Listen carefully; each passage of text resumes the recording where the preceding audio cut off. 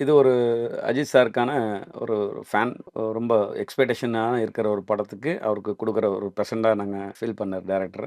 Okay. So அவர் feel பண்ண மாரியே பயங்கர ரெஸ்பான்சிபிள் வந்துட்டுருக்கு. ரொம்ப ஹேப்பியா இருக்கும் எங்க டீம் ஃபுல்லா. ஸோ வந்து விடாமுயற்சிக்கு கம்ப்ளீட்டா ஒரு வேற மாரி ஒரு டோன ட்ரீட் பண்ணியிருந்தீங்க. இதுக்கு வரும்போது, இதுல வந்து என்ன விஷயங்கள்லாம் வந்து சேஞ்ச் பண்ணி நீங்க பண்ணணும்னு நெனச்சீங்க? ஃபைட் சீக்வென்ஸா?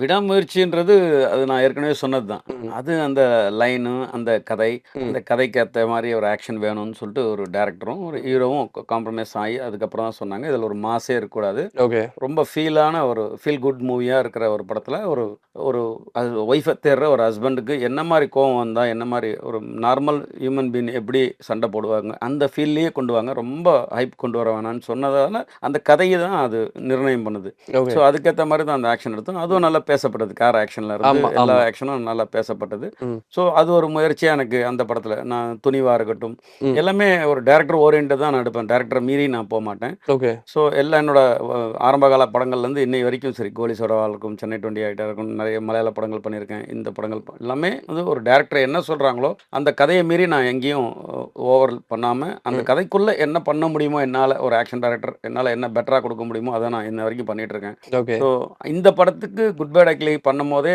நாங்க ஆதிக் சார் வந்து சொல்லும்போதே எனக்கு பயங்கரம் பூஸ்ட் பம்ப் ஆயிடுச்சு.